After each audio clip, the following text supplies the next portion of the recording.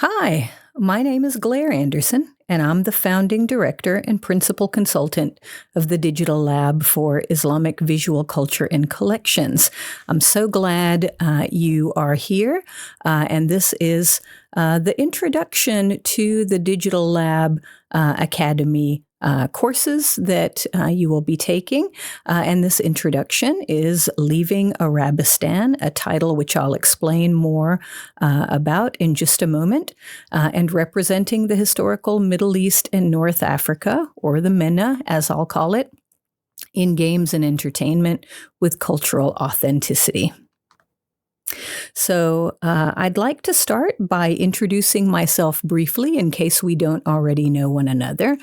I'm, in addition to being the founding director and principal consultant of the Digital Lab, I'm also senior lecturer in Islamic art at the University of Edinburgh. And this is me speaking in 2024 at GDC, Game Developers Conference in San Francisco. As an academic historian, this experience confirmed the importance of the kind of collaborative approach that I'm going to be talking about in this introduction, particularly aimed at you, at audiences, professionals in the games industry.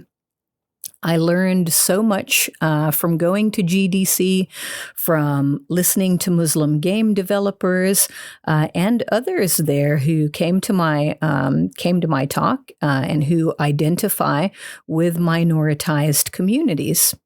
And in the discussion session following my talk, which inspired the introduction that I'm giving you here, I met many game developers. I met game artists, narrative artists, many professionals working in the field who generously shared their perspectives with me, and those perspectives have really influenced what I'm going to present to you today. So I'm very grateful to them.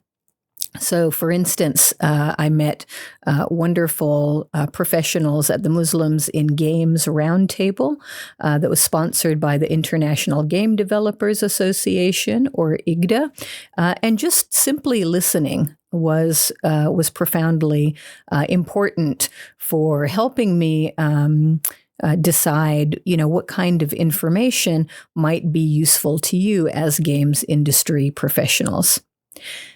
As I listened to the experiences that were shared by the participants in those sessions, I was struck by the fact that Muslim participants have enough to contend with, just in terms of simply existing in our polarized societies, as members of minoritized communities, simultaneously having to juggle the demands of their jobs in the games industry amidst what seems like, at this point, ongoing trauma. War, immigration issues, the layoffs in the industry, challenges to EDI initiatives, just to name a few of the challenges in 2024 and since that you've had to go through and your colleagues have had to go through, and the additional burdens and expectations that this places on Muslim game developers and other members of minoritized communities.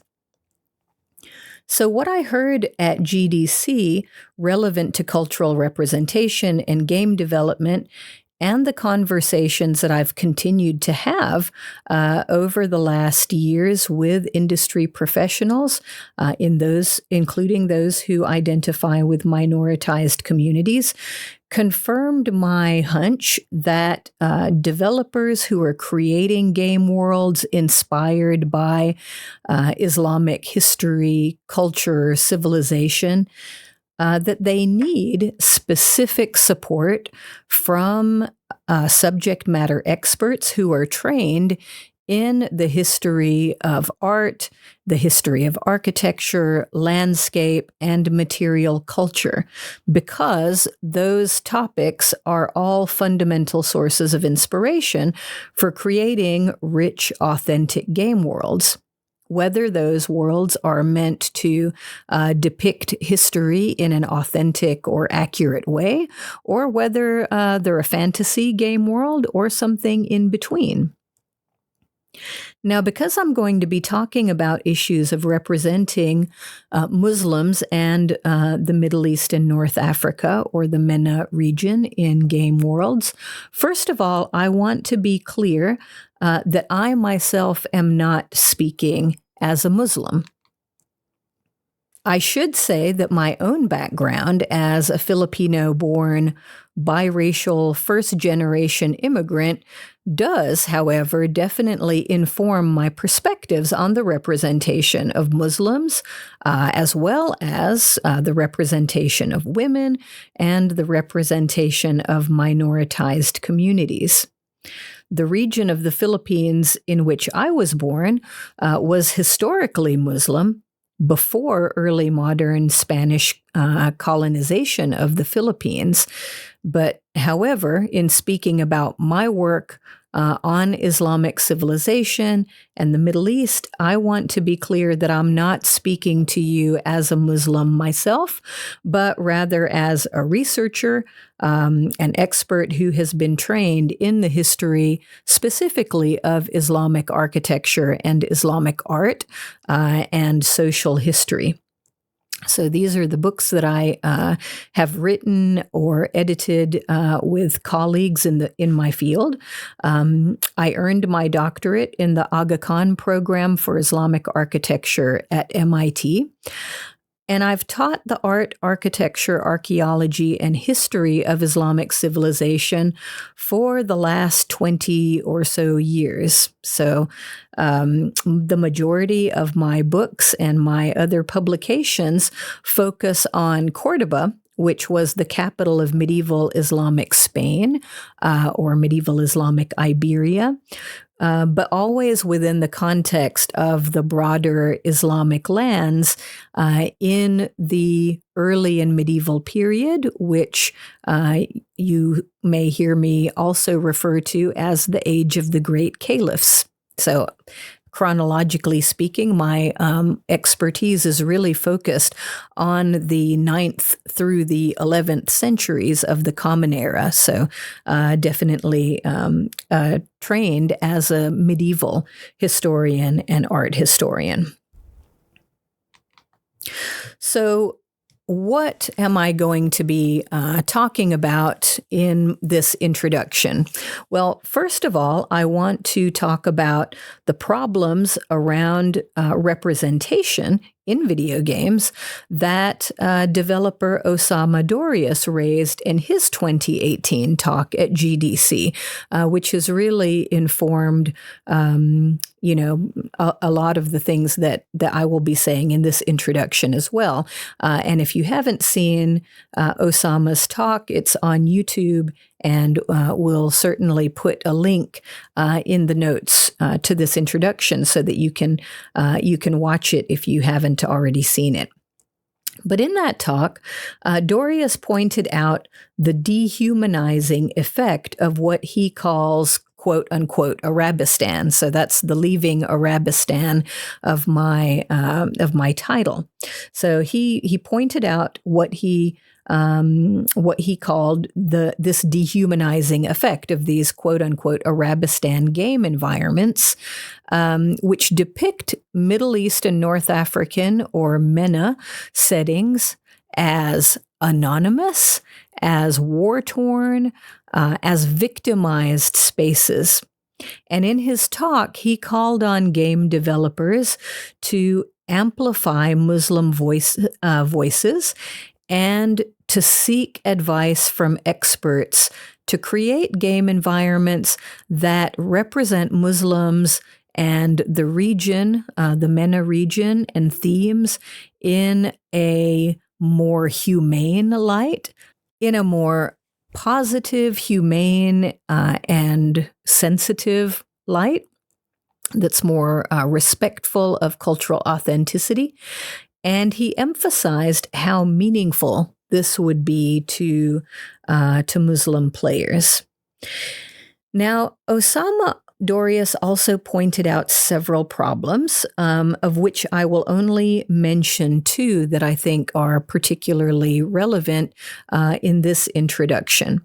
So the first being misrepresentation, and the second being underrepresentation of Muslims and Middle Eastern or Islamic, and I'll use those terms interchangeably for ease here, but misrepresentation and underrepresentation of Muslims and Middle Eastern or Islamic spaces and places. So given that Muslims make up around 2 billion people around the world, being aware of these issues and how to avoid the problems around accurate or authentic cultural representation is particularly important when you consider that nearly 70% of global players are in regions with majority Muslim populations, or in regions that have been historically significant to the history of Islamic civilization around the world. So not only the Middle East and North Africa region, it's important to remember, but Muslims and Islamic civilization are something that we also want to think about in terms of the Asia-Pacific region. Think about Indonesia, for instance, the country with the world's largest Muslim population. And, that's leaving aside Muslim heritage players who comprise the remaining percentage of players in Europe and the Americas. So if we think about, total players by region, then, this really, I think, brings into relief how the past in video games, for the most part, is usually equated with the history of Europe. A region that only accounts for a small percentage of total global players. So in the world of video games, this means that, for instance, medieval history is mostly represented as a white and Northern European history. So as a historian, this is something that I think is important to point out. And as game developers, if you're thinking about how you represent the medieval past, I'm guessing that you're interested in representing a more accurate, a more authentic medieval past. So this is an important point to bear in mind. How can you represent that global past in a way that's actually more accurate, more authentic? And that's where my background and experiences are relevant and hopefully useful to you. Because what maybe makes me a little different from other historians with expertise in Islamic art, Islamic architecture, and history is that I do have some experience with game development. So I've used game engines in my historical work since around 2010. And especially it's been a focus of my work since 2021. So I'm just showing you here a timeline of the games projects that I've worked on from the development site. 2011 was a project using Unity to visualize a 10th century villa from Islamic Spain, which no longer exists. So I was using game engines at that point to, for the work of historical visualization, playing around a little bit at the time with how a game environment might be used for educational purposes, but really focused on just visualizing these past environments, past buildings that no longer exist. Now, then, if we jump forward in time to 2021, I came back to games and history in 2021 through this project of the History and Games Lab Edinburgh called Viking in the Sun. And, I can say more about that another time, but it's about the historical connections between the Islamic Mediterranean and the Viking Age Scandinavia and Britain. The 2022-2023 projects that you see here are two proof of concept history games, Islamic art history games that we developed internally in the Digital Lab for Islamic Visual Culture and Collections, experimenting with game engines, games and history, games as an educational tool, but also continuing that idea of being able to visualize the past through architecture, objects, and landscape. So overall, as a researcher, my mission has been to bridge the gap between academia and the games industry since 2021. And to make Islamic art, architecture, and civilization accessible to everyone, really, everyone with an interest through video games and entertainment and other public-facing experiences. So to carry out that mission, I help game developers make authentic, inclusive, and engaging games and entertainment inspired by the Middle East and North Africa, the MENA region, and inspired by Islamic civilization. I'm probably best known for working with Ubisoft on Assassin's Creed Mirage and its in-game educational feature, the Codex.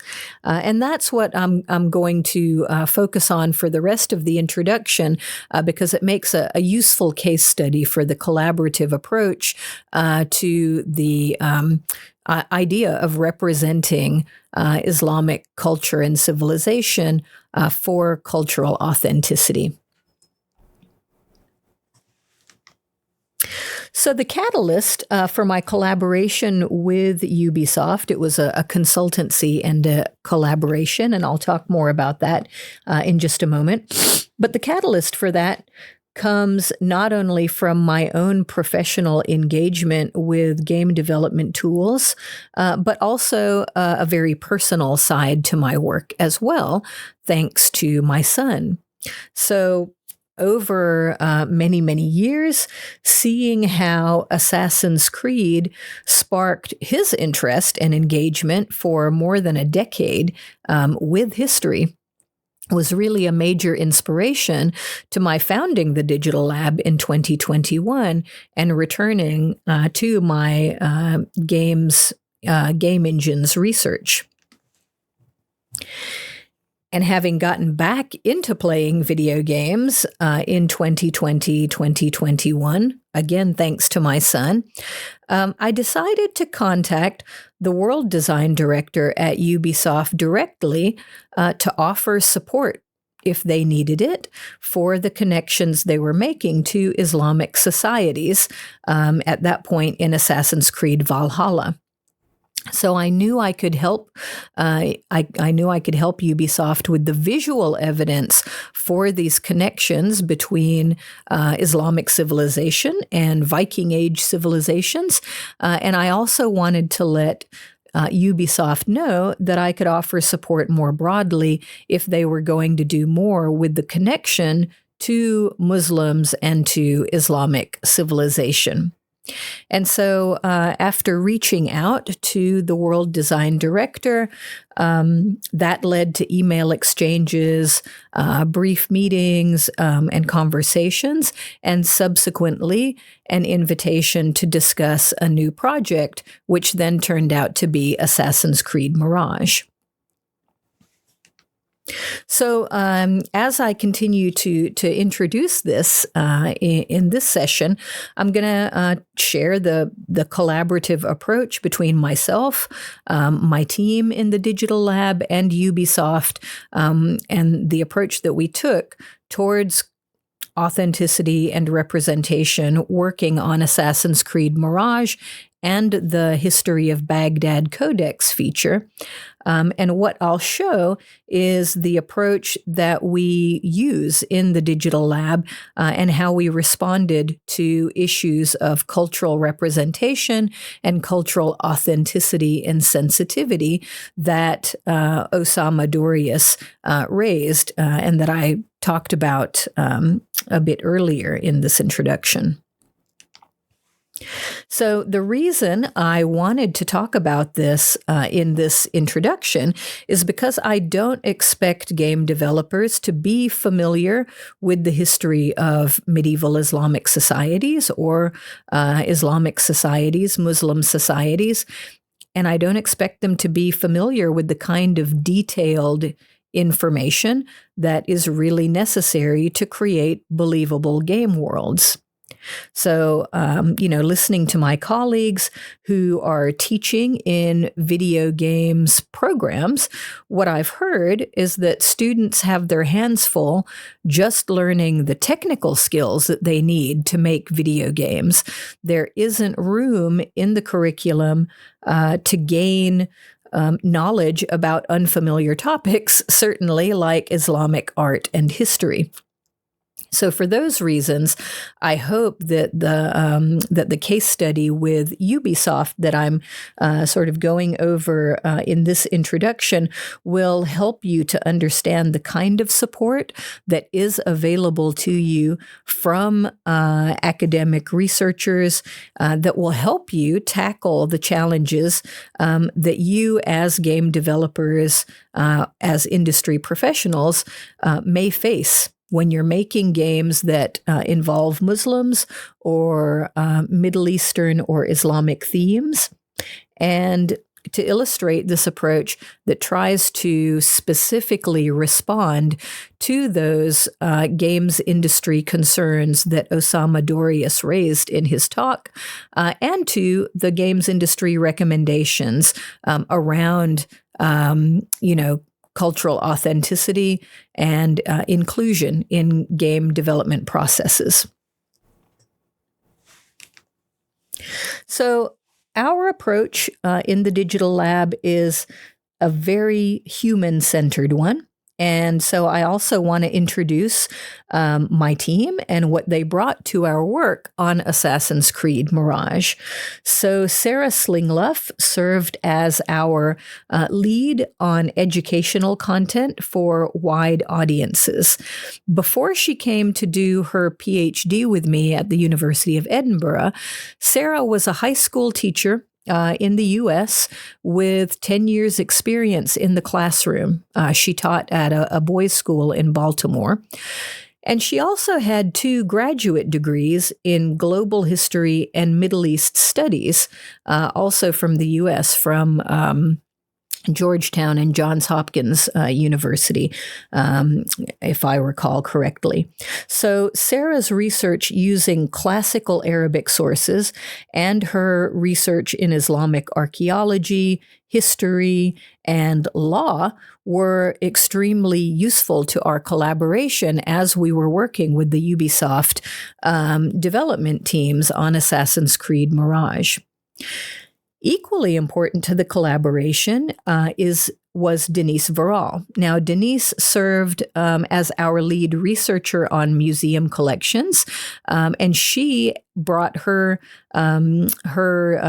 degrees, her educational background in history, art history, and digital media, and in Islamic art. So Denise is also from Istanbul in Turkey, so she brought some personal perspectives around the representations of historically Muslim society, Muslims, and also, on representation of minoritized communities as well, based on her personal experiences growing up in Turkey.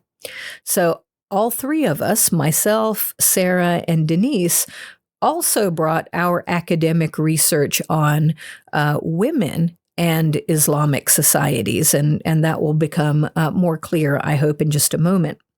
But finally, Dara Etefagi was our developer in the digital lab when we were working with Assassin's Creed Mirage, and he brought to our team his experience in game design, audiovisual art, and in immersive digital technologies. Dara is also from Yazd in Iran, and so he also brought those lived experiences and his perspectives on Muslims and on issues around cultural representation, as well as his professional skills and experience. Now, on the Ubisoft side, our main collaborators at Ubisoft Montreal were Maxime Durand, the world design director for Ubisoft and longtime historian for the Assassin's Creed franchise, and Raphael Wayland, who was the in-house Mirage historian. So Wayland is an expert in Middle Eastern history, particularly with a public-facing, so he's a public historian, and his work included finding culturally and historically authentic elements to include in the game, and also reviewing aspects of the game for coherence with the setting, and he led the selection and writing of the History of Baghdad Codex entries, so that educational feature that we were working with them to co-develop. And it's the selection of its images. So we also collaborated with other members of the team, but Maxime and Raphael were really our two key collaborators on Assassin's Creed Mirage. So when we were working with them, we basically started off our work with Ubisoft beginning with a series of weekly custom training workshops over 9 weeks, during which we had discussions with the development teams to understand their needs and their perspectives, and what we as a team in the digital lab could offer to help them as they were developing the Codex feature and the game environment. So in this session, for instance, we were presenting to and discussing with the creative director, who was actually in the Ubisoft Bordeaux team, a narrative designer, also in Bordeaux, and a member of the diversity and inclusion team for Ubisoft. Each week, we would answer questions that were brought by the Ubisoft teams, and we in the digital lab supplied the detailed historical information that would have been very, very difficult and extremely time-consuming for them to have found if they hadn't had the help of experts. So the approach that we use in the digital lab, it's the approach that we used with Ubisoft on Assassin's Creed Mirage, and it's the same approach that we apply to all of our work in game development and public-facing work, is very much focused on authenticity. And so, as you can see here, we've sort of got three different aspects of this approach. It's very time specific, so we pay very careful attention to historical time period or chronology. It's very place specific. We pay very close attention to the specific geographic place in which, the game narrative is meant to be taking place. And we also bring that added dimension of sensitivity, cultural authenticity by paying close attention to issues of inclusion and equity, diversity, and that sort of framework as well. So basically, when I say that we approach our work to support cultural authenticity, what we're talking about is a post-colonial approach that aligns with recent industry initiatives. For instance, since I'm in the UK, aligns with the Yuki hashtag Raise the Game initiative, and with the guidance on historical research in game development that was circulated in the IGDA white paper published in 2022. And for instance, I'll just give you a brief quote from that IGDA white paper. Quote, "When referring to or creating a game about a specific historical event or time period, note that historical records are often biased or limited. Thus, multiple sources should be referenced. Any topic should be approached with consideration that often only the victors and powerful were the recorders of history, leaving out many diverse characters and perspectives." End quote. So that's, again, coming out of that IGDA white paper on inclusive game design and development. And this is what I mean about aligning with our own post-colonial approach that we use in the digital lab. And you'll hear more about post-colonialism in the classes that Sarah and Denise offer in this series around Orientalism and self-Orientalism.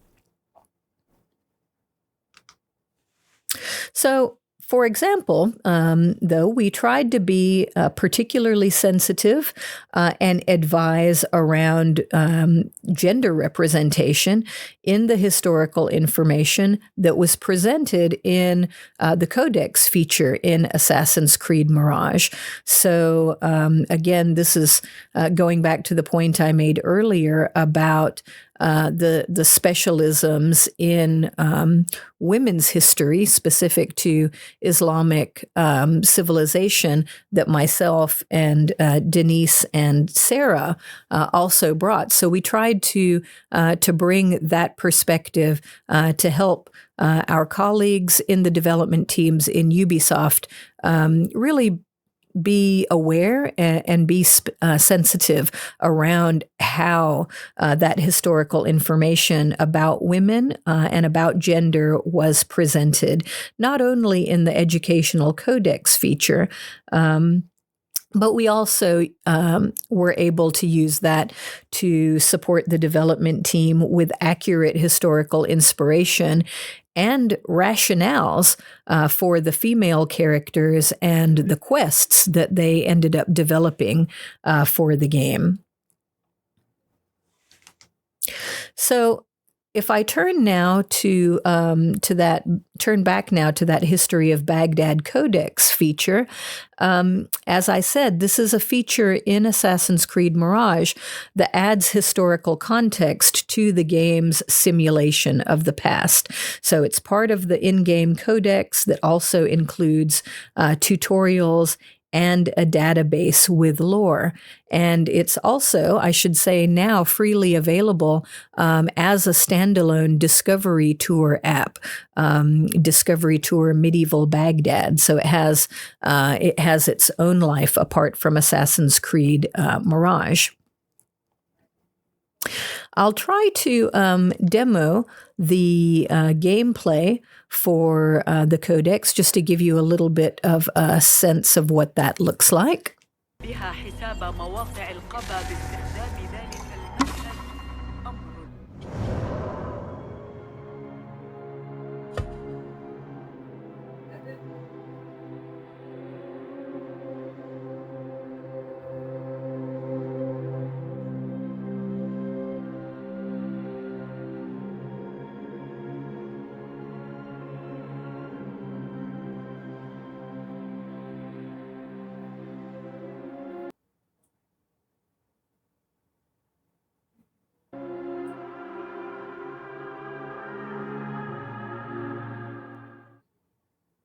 So in the gameplay, you see how the main character interacts with this glowing orb of light in the Codex, and when you interact with the orb of light, that brings up the educational feature of the Codex, which shows you one of the museum objects, or in this case, a manuscript that is an actual museum object or manuscript from the time period, or that is an authentic piece of cultural heritage.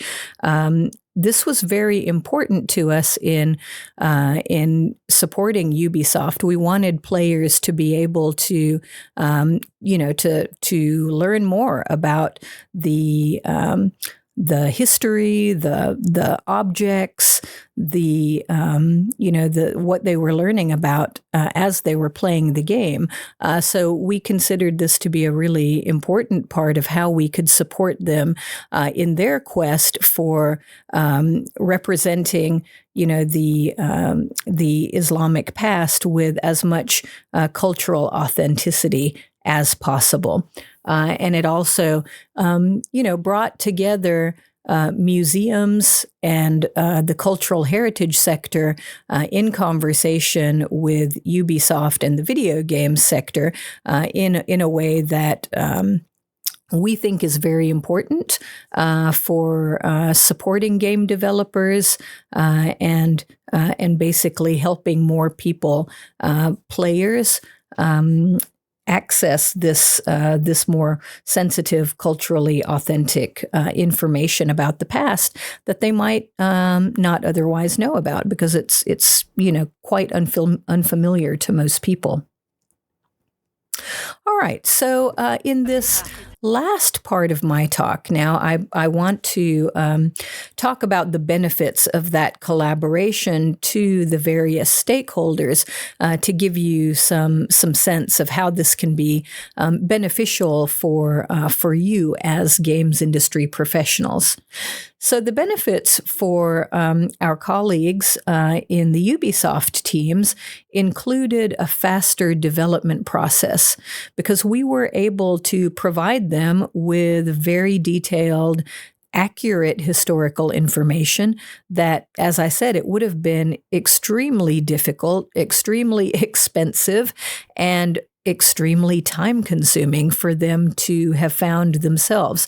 In the age of AI, it's still important to, or it's more important than ever, I think, because of AI, to remember that information about non-Anglo-European cultural traditions, histories, art, architecture, and so forth, it's not as well represented in the online sphere as, much better known Anglo-European histories, art histories, architecture are, and the information that you find out there really varies widely in quality and in accuracy. So we were able to bring that. Do that vetting for them as experts so that they didn't have to worry about it. That was one thing that was taken off their plate so that they could really focus on developing a great game. One of the other benefits was that we were able to draw on my networks and my knowledge of museum collections to introduce the Ubisoft teams to important cultural heritage institutions and partners that they may not have already been familiar with, and that I was confident fit with their needs as developers. So, for example, I was able to put them in contact with the Khalili collections, which as an organization are very interested in democratizing access to art collections digitally. And so I felt that they would be a great fit for this particular game and this particular development project. And that knowledge, those networks and partnerships that I was able to contribute because of my background as a researcher in the field of Islamic art and architectural history really saved them considerable time and resources as well, and gave a lot of inspiration to the game development teams. In fact, speaking of inspiration, because we're talking about game development and creating authentic game environments, when it came to Assassin's Creed Mirage, the Ubisoft developers faced an extreme challenge in their world building, in that there is almost nothing left from the city of Baghdad in the time period that the game's narrative is set in. So that's where I was able to bring my expertise on the art and architecture of the period to provide them with as much information as possible to inspire the creative teams as they were trying to create basically what reads as an authentic historical environment, right? But trying to do this with very, very little surviving evidence. And that desire to focus or to create a game environment, a game world that feels historically authentic is such a hallmark of the Assassin's Creed brand franchise that this was a very, very important way that we were able to support their aims and their goals as developers and provide them with sources of inspiration as they were creating this game world. And in fact, the art director mentioned that some of the aspects where me and my team made the most impact, for instance, was around crowd life, around palace areas, gardens, streets, public areas in the games, and so forth. As you can imagine, because of all of the detailed historical knowledge and art historical and architectural knowledge that you need to be able to create those believable game environments. So, we were able to bring a lot of inspiration from authentic cultural heritage to the development process. And that made it potentially a much more creative process for the developers because it was rooted in and based on specific and authentic sources of cultural inspiration. So to give you one of my favorite examples, I connected the development teams with an Iraqi cultural heritage group, the Safina Projects, who study and preserve Iraq's boats and maritime heritage.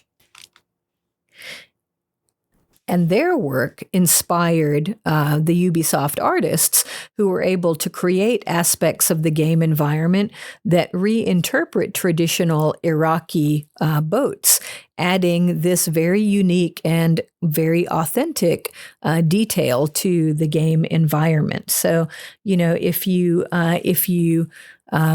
if you don't know Baghdad or Iraq and its kind of maritime heritage, then you might not notice this detail of these wonderful round boats. But if you are a player who is from the region or who does know about that tradition, this small detail in the game environment would really would really stand out to you and would really help that game environment go the extra mile to feel really culturally authentic to the time and place. And this is, I think, one of the ways that that art historians, can really support development teams. So turning to the public-facing value of creating new game worlds like this for players to immerse themselves in, the results of this collaborative process that I've been describing between me and my team and the Ubisoft team, those results, I think, lead to greater engagement from players who identify as Muslims or who identify, for whatever reason, with the Middle East, and for whom the game was a success, right? Because it has added meaning and significance from a personal perspective. And it also means that there's greater engagement from the media, right? For instance, who praised the development team's world building and especially the research that informed that world building. And so both of those things contributed to the game's success. And I think we can learn a lot from that. Likewise, public-facing initiatives like the museum exhibitions, including this one that was held in Paris, also led to high engagement. So the way that Ubisoft then were able to capitalize and leverage what they had done in terms of research and cultural authenticity around creating the game and the game world, leveraging that with other public-facing institutions like the Arab World Institute, in this case, leads to high engagement with the game. The public benefits from those new experiences that center Muslim stories and histories, and which are still really unfamiliar to many people outside of academic circles.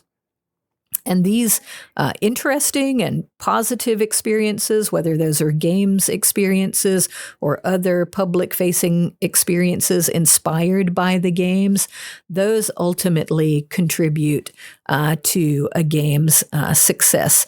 And certainly in the case of Assassin's Creed Mirage, it has now reached the milestone of 10 million players, and I expect it'll continue to engage new players, in part because of the attention and the care that was put into the cultural authenticity research that informs the game and the game environment.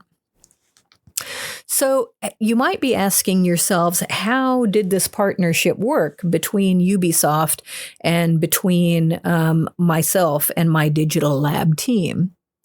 Well, following that initial contact, when I reached out to Ubisoft and the world design director, the partnership unfolded over the course of 2022 largely through emails and online Teams meetings.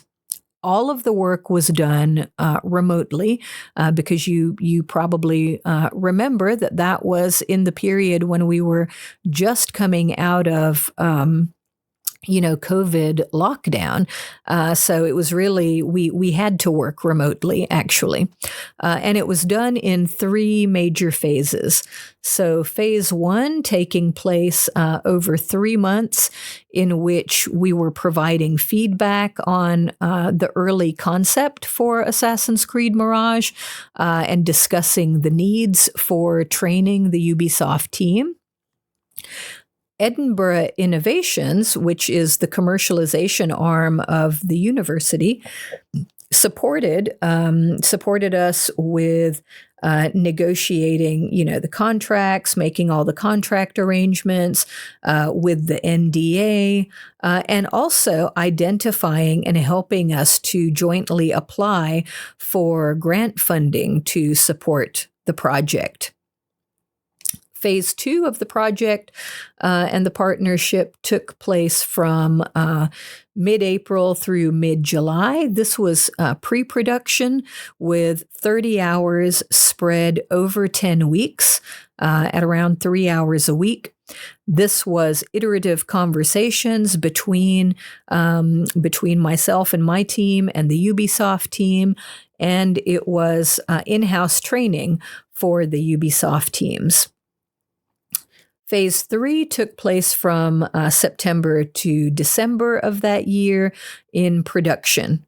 This was when we were doing the text review for the History of Baghdad Codex feature, and my team and I were suggesting images of specific museum objects or architectural monuments or artworks and so forth to include in the Codex, as I showed you just a moment ago.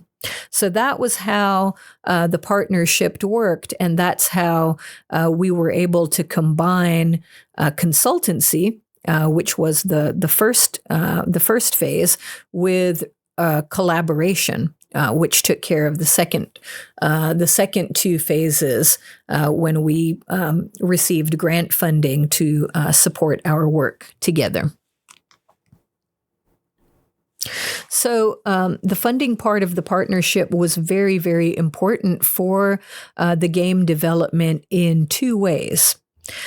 First, Ubisoft's consulting and image budgets went much further because me and my colleagues in Edinburgh Innovations were able to identify, apply for, and successfully win funding from government sources as well as from private charitable organizations interested in public impact projects. And Ubisoft's support on those funding bids was a major factor in their success. Now, that funding is what enabled me to bring my student team to the project. So this maximized and increased the consultancy budget. And in the process, it quadrupled the expertise and the support that was available to the Ubisoft development team.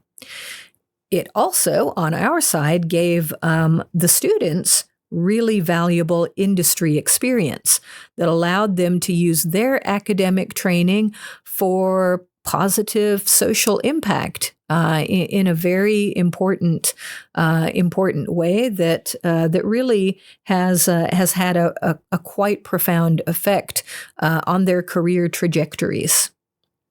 So, to conclude, the collaborative approach that I've shared with you in this introductory course offers one example of how to address some of the issues of representation that figures like Osama Dorius have brought to the game development community.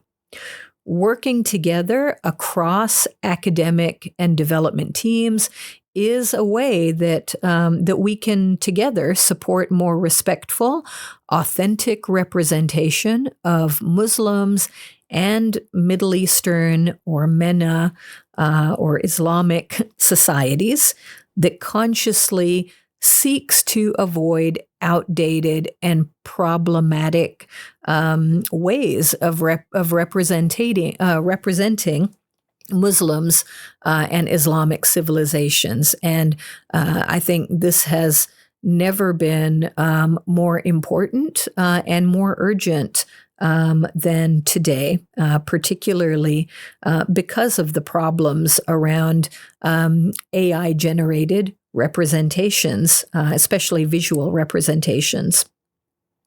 So as I hope to have been able to show you in this introduction, including accurate historical research and expert advice early in the game development process is also a way to foster the inclusive, voice, experience, and perspective that the industry itself has been calling for, and to move towards more authentic, more respectful representation that game developers and players alike want to see in their games. Thank you so much. And if you have any questions at all about what I've said in this introduction, or about how my team and I in the Digital Lab support game developers, please do get in touch. You can find more resources and information to support your work on our website, including information on how to book a free consultation with me if you want to learn more about how I can support your game or your other public-facing project inspired by Islamic art and history.